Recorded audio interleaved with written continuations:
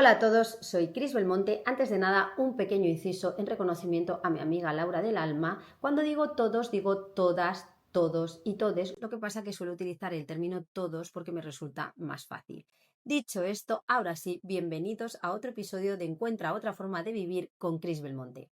Bienvenidos al podcast de Cris Belmonte, un lugar donde descubrirás que las cosas quizás no son siempre lo que parecen, en el que empiezas a ver nuevas alternativas para transformar tu realidad y encuentras otra forma de vivir.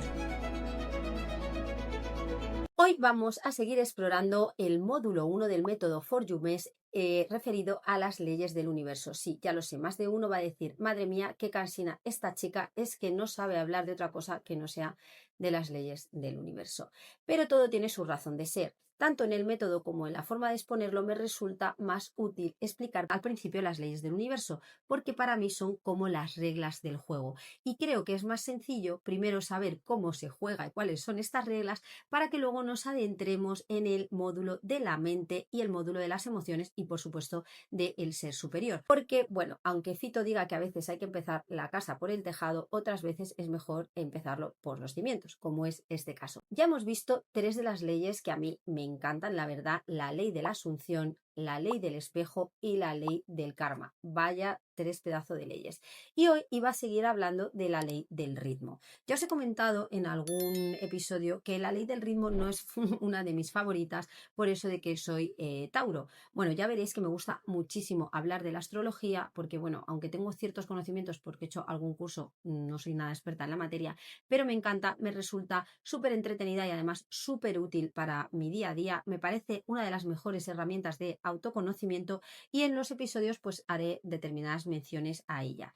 En concreto, os hablaba que yo soy Tauro y para los que no sepáis, Tauro es el rey de la paciencia en el horóscopo. Y a pesar de que soy la reina de la paciencia, también es verdad que tengo un puntito teenager mentalmente porque ya estoy un poco ajadita, que tengo esa, yo que sepa, de necesidad de que las cosas salgan lo antes posible. Es decir, que a mí el principio del ritmo, tal y como lo entendía, me resultaba un poquito frustrante eso de que todo en la naturaleza lleva sus tiempos y que tengo que esperar a que, bueno, pues las cosas sucedan cuando tienen que suceder. Supongo que hay un poquito en el fondo de este principio de incertidumbre en el que no te acabas de creer que a lo mejor lo que siembras lo recoges y de ahí esa sensación de como inconformidad de no me gusta nada tener que esperar a recoger los frutos o que llegue lo que he esperado que llegue. Dicho esto, para explicar la ley del ritmo, que tampoco quiero que la cojáis manía, voy a explicarla integrada en uno de mis libros favoritos que me hace súper ilusión, que es El Kybalión. Ya os he hablado en algún podcast del libro del Kybalión. Es un libro muy finito, como veis, pero ojo que este libro engaña. ¿Por qué? Porque si os lo ponéis a leer, está, bueno, escrito con un léxico un poquito antiguo de la época y además en términos bastante filosóficos. Aunque es corto y no resulta especialmente difícil de leer, sí que requiere de mucha atención y de entender un poco, bueno, pues cómo funciona la mente de los filósofos, porque lo cierto es que me recuerda bastante a la forma, bueno, platoniana de escribir y etc. Pero ¿por qué os lo recomiendo? Bueno, pues os lo recomiendo primero porque hay dos razones por las que me encanta este libro. La primera es por la sabiduría que integra en él. La mayoría conoce las leyes del universo, las hizo famoso Deepak Chopra, sobre todo por sus leyes espirituales, que tiene un libro de leyes espirituales y las menciona en, bueno, la mayoría de sus libros. Brian Tracy también en las leyes del éxito y muchos autores que se han hecho eco de los principios herméticos de El Kybalión, que al final es como la fuente de la que todas esas leyes nacen. Por lo tanto, este es el libro básico de la sabiduría, que es la esencia de todos esos principios que hemos venido estudiando. Y lo segundo, de lo que me encanta el libro del Kybalión, es por la historia que arrastra el libro en sí. A mí me encantan todas las teorías conspiranoicas, he leído un montón de sociedades secretas, la masonería, los templarios, posiblemente, bueno, de hecho ya me lo han pedido que haga algún podcast relacionado con esta materia y este libro esconde alguno de esos secretitos. Así que, por supuesto, os voy a contar historias porque si hay algo que a mí me gusta en este mundo, aparte de hablar, es contar historias y creérmelas, que no sé qué es lo que más me gusta, si lo primero o lo segundo. El tema es que El Kybalión es bastante nuevo porque data de 1908, pero realmente los principios en el contenido los sitúan la mayoría de los historiadores entre el año 3000 o 5000 a.C. Son principios que nos han llegado hasta el día a día a través de el boca a boca por sus discípulos que tenían un gran maestro, como no podía ser de otra manera. Este maestro es Hermes Trismegisto.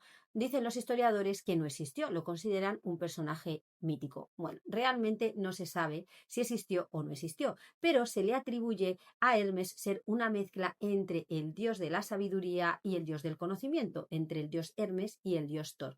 Y le llamaban Trismegisto por ser 3 veces el grande. Él era el maestro de la alquimia, de la astrología, de la astronomía y de un montón de disciplinas que nos han llegado hasta el día de hoy. Y en esos principios se basa, como se ve, era un gran pionero. No se sabe realmente de qué época data Hermes Trismegisto, si realmente existió. Unos dicen que era contemporáneo de Abraham y que vivió, pues eso, 5000 años antes de Cristo. Y otros lo datan 1000 años después y sobre todo lo sitúan, como vemos en la portada, en la época de los egipcios. O sea, esto tiene una historia que ya me gustaría a mí estar, bueno, yo es que en otra vida debí de ser Lara Croft, pero bueno, como en esta vida soy madre, pues a lo hecho pecho y por eso en lugar de estar aquí haciendo excavaciones, pues estoy aquí contando sobre el libro. El tema es que respecto a la historia, nadie sabe realmente datar la fecha de su posible nacimiento. Pero como podéis imaginar, su filosofía es antiquísima, puesto que viene mínimo de la época de los egipcios. Se dice que todas las sabidurías ancestrales relacionadas con los persas, India, Japón, bueno, prácticamente todas beben de estos principios herméticos, que son los principios del hermetismo de El Kybalión. Y como ya podéis ir intuyendo, se llaman los principios herméticos y esa palabra, otra cosa que a mí me gusta mucho el lenguaje, cómo se ha ido tergiversando a lo largo de los tiempos, la palabra hermético, que significa cerrado, oculto, y así eran estos principios y por eso se llamaban principios de Hermes hermético, porque eran una sabiduría que no quería que nadie supiera y permaneció oculto a través de estos discípulos durante mucho tiempo y eran muy exquisitos sobre a quién le contaban estos principios. De ahí viene un poco el rollo esto de las logias, de las masonerías, que se iban contando poco a poco esta doctrina secreta para que de alguna manera la fueran filtrando y llegaran hasta nuestros días. Bueno, podemos pensar que es que estas logias querían conocer estos secretos para enriquecerse o para tener una vida mejor, etc.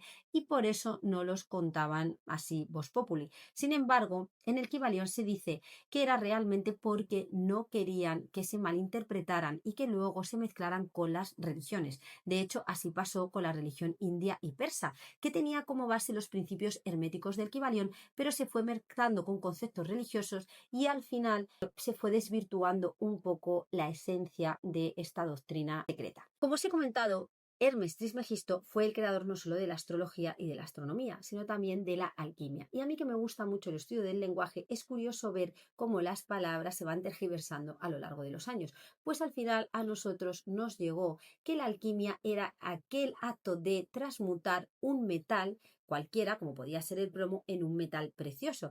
Y sin embargo viene de estos principios antiquísimos, de los principios del hermetismo, en donde realmente la alquimia, lo que quería decir esta doctrina, es el dominio de las fuerzas mentales, cómo a través de ese control de la mente, de alguna manera, se podía transmutar pensamientos que no eran productivos en oro, como el plomo podía convertirse en oro.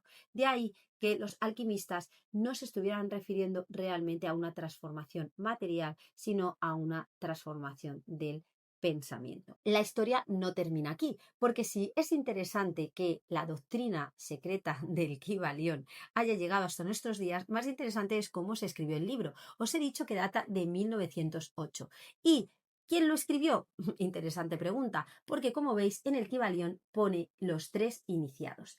Nadie sabe realmente a ciencia cierta quién escribió el libro de Kybalión. Al final fueron 3 personas o 3 iniciados que les llegó este conocimiento y que de alguna manera nunca se había puesto por escrito, puesto que esto funcionaba a través del boca a boca y querían dejar una especie de manuscrito para que nos llegara hasta el día de hoy, por si acaso alguna de estas bocas pues se cerraba y no llegaba hasta nuestros tiempos. aunque se han hecho muchas averiguaciones, como os podéis imaginar, porque somos cotillas por naturaleza, y queríamos saber quién escribió el libro del Kybalión y quiénes eran estos tres iniciados. Pues os diré que al parecer se dice, aunque nunca fue confirmado, que el libro del Kybalión, estos tres iniciados lo escribieron William Walker, Paul Foster y Michael Whitty. Y en concreto, William Walker, que fue al que se le atribuye como el gran iniciado, no era un cualquiera en la época, no, sino que era un reconocidísimo abogado que sabían que practicaba el ocultismo y este otro tipo de doctrinas que en aquella época no eran para nada bien vistas, que además escribió un montón de libros y se le considera el fundador del pensamiento New Thought, que es nuevo pensamiento. Por lo cual se dice y se comenta que este libro no fue escrito por cualquiera. Lo que hicieron estos tres iniciados es coger los principios herméticos e intentar explicarlo de una forma más sencilla con sus palabras. Siento deciros, chicos, que no lo consiguieron porque realmente no es que lo hayan explicado como para que lo entienda cualquiera. Pero bueno, el esfuerzo aquí queda. Y le dieron una vuelta de hoja porque es cierto que los principios son como cortitos y parecía que había que ponerlos en un contexto. Ahora sí, entrando en estos principios herméticos, son 7. ¿Cuál? El principio del mentalismo, el principio de la correspondencia, el principio de la polaridad, el principio de vibración, el principio del ritmo, que es del que vamos a hablar hoy en concreto, y el principio de causa y efecto y de la generación, que ya hemos hablado. Podríamos hacer una equivalencia entre el principio de la correspondencia, como es afuera, es adentro, con el principio de la ley del espejo, y el principio de causa y efecto, efectivamente, con la ley de causa y efecto y del karma. Y adentrándonos ya en los principios, tengo que hacer una mención al principio del mentalismo para poder entender un poquito el resto de los principios, en concreto el principio del ritmo. El libro del Kybalión explica en varias fases el principio del mentalismo porque lo que quiere en un primer momento es entender a qué se refiere el todo, ¿no? ¿Qué sería el todo o esa esencia creadora que muchos llaman Dios? Lo explica de una manera un poco complicada, pero bueno, voy a intentar ponerlo lo más fácil posible para que lo entendamos. Se hace una serie de preguntas sobre qué sería el todo y se pregunta, valga la redundancia, si el todo es energía, el todo es materia o el todo es el espíritu. Y viene a decir que el todo es todo eso y nada, porque el todo es todo. O sea, hace una reflexión como muy filosófica. Pero lo interesante y con lo que quiero que nos quedemos con respecto al todo es que viene a decir que el universo es una creación mental de ese todo. Explica que con una mente humana como la nuestra no podemos asimilar qué significa realmente el todo. Si esto lo equiparamos con la teoría del doctor Jean-Pierre Garnier, sería como esa conciencia que está en otro espacio y tiempo observando todo lo demás, y nunca mejor dicho, porque aunque es el observador, sigue siendo el todo.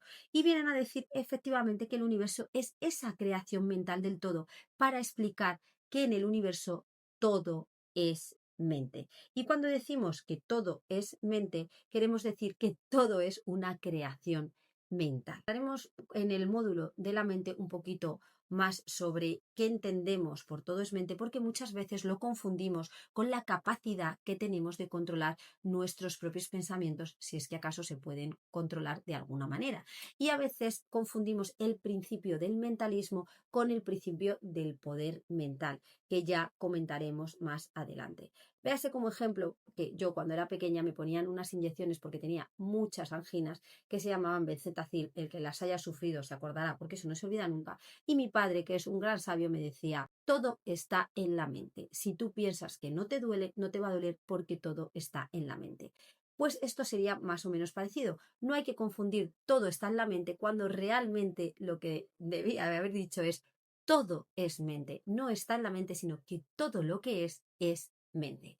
Ya nos adentraremos un poquito más en este principio porque no es fácil de entender y vamos directos al principio del ritmo. Bien, el principio del ritmo, tal y como lo hemos entendido muchas veces, la ley del ritmo es que todo en la naturaleza lleva sus ciclos. Igual que está el verano, el invierno, la primavera, el otoño, las mareas, cómo suben, cómo bajan, todo en el universo lleva unos ciclos. Yo esto lo relaciono mucho con la astrología porque es cierto que en función de cómo están colocados los planetas, las cuadraturas, eso estaría estudiado y en relación con este péndulo del que habla el principio del ritmo. Pero ¿qué pasa? Que al relacionarlo con las emociones, como estaba explicando, muchas veces los astrólogos nos dan recomendaciones de cuál es la época ideal para hacer cada cosa. En el invierno lo que toca es recogerse, luego en la primavera, en el verano, cuando toca cosechar, toca poner la semilla, y hay momentos en la vida para todo, que hay ese momento en concreto, a lo mejor si no conoces cómo funciona la astrología, muchas veces te da por esperar recoger cuando es momento de sembrar. Entonces dices, es que no recojo, no recojo. Ya, chico, es que no es el momento de recoger, ahora es el momento de sembrar. Y dirás, bueno, ¿y cómo sé yo los ciclos? Pues la naturaleza es sabia y normalmente suele ir con los ciclos del pues del propio verano, del propio invierno, de la primavera, etc., como os acabo de mencionar. Pero además la astrología te suele dar pistas de cuándo es momento de estar recogidito y cuándo es momento de estar en expansión o en concentración. Y esto viene a explicar el principio del ritmo, pero da una vuelta más allá a la ley del ritmo tal y como la conocemos, que a priori pensamos pues que eso, que todo lleva su tiempo. Igual que un embarazo tienes que estar 9 meses esperando normalmente para que llegue el bebé, o cuando pones una semilla para que salga la planta tienes que esperar el tiempo que la naturaleza ha marcado. Así es como la mayoría conocemos la ley del ritmo, pero el principio que establece el Kybalión, como os he dicho, va un poquito más allá, porque viene a decir que la ley del ritmo funciona a través de un péndulo que iría de un extremo a otro. Ponen ejemplos en el propio Kybalión que va desde igual que está el día, está la noche. El péndulo que se movería estaría en un extremo el día y en su movimiento contrario sería la noche. Igual que en un extremo sería la expansión y en otro extremo sería la contracción. Y así el nacimiento y en otro extremo estaría la muerte. Es decir, que todo en la vida pendulea y tendemos a ir de un extremo a otro.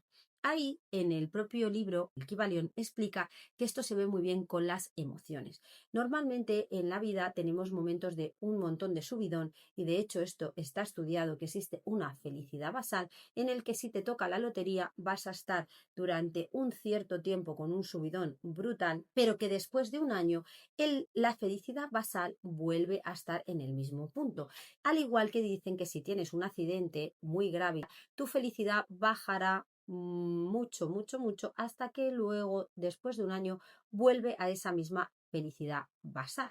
Normalmente viene a decir que cuando te llevas una alegría, esa alegría no es internamente duradera, porque solemos tener un subidón de felicidad. Esto es como cuando nos compramos una cosa y nos hace un montón de ilusión y después de ponernos las 5 veces esa ilusión como se pierde. ¿Por qué? Porque llega al principio del ritmo. O cuando tienes una noticia muy buena y luego hay momentos en los que tiendes a sentirte más triste. Sería algo naturalmente lógico según este principio. Sin embargo, dicen los discípulos de estas teorías que existe el llamado principio de neutralización. Es decir, que aunque no podemos evitar este penduleo, y repito, no podemos luchar contra el penduleo que va en las propias mareas, que va en la inhalación y la exhalación, porque ellos observaban mucho cómo funciona la naturaleza y llegaron a la conclusión de que es un principio que si rige en toda la naturaleza, en nosotros también tiene que regir. Y por tanto no podemos luchar contra este principio básico, pero sí que se podría neutralizar. ¿Cómo?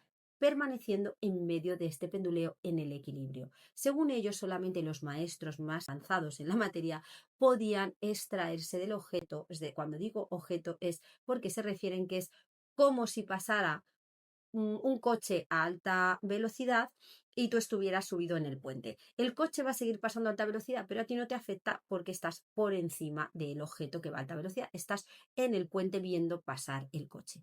Para poder estar encima en ese puente, ellos lo equivaldrían a el principio relacionado con el mentalismo, es decir, un control mental, porque consideran que los pensamientos y las emociones nos arrastran. Chicos muy inteligentes de su parte, vamos, que eso está más claro que el agua. Entonces, es una forma de decir que si tú puedes controlar esas emociones que te van a pendulear y arrastrar de un subidón a un momento de tristeza o pensamientos súper positivos a luego pensamientos negativos y te puedes mantener lo que se llama hoy en día en tu centro, conseguirás aplicar ese principio de neutralización, que como he dicho, solamente los más avezados en la materia podrían conseguir. Y otra de las menciones que hacen al principio del ritmo que me parece interesantísima es la ley de la compensación, en donde viene a decir, y ahí lo dejo para que le demos vueltas, en que todo el universo tiende a compensarse. Es decir, que el péndulo lo que hace es compensar que si tienes momentos de mucha alegría, lo tiene que equilibrar con momentos de tristeza. Y así, en el Kybalión explica este principio de compensación y viene a decir que el universo siempre en este intento de equilibrar viene a usar la ley de la compensación. Es decir, si el universo te da mucho en algo, te lo quita de otro lado, pero no porque te lo quiera quitar como un castigo porque tengas demasiado y diga, no, tú ya tienes mucho, te quito. No, sino porque es la propia ley de la compensación la que hace que se equilibre. De hecho, pone un ejemplo en concreto donde dice que el rico que posee mucho de lo que al pobre le falta, mientras que al pobre posee cosas que frecuentemente están fuera del alcance del rico.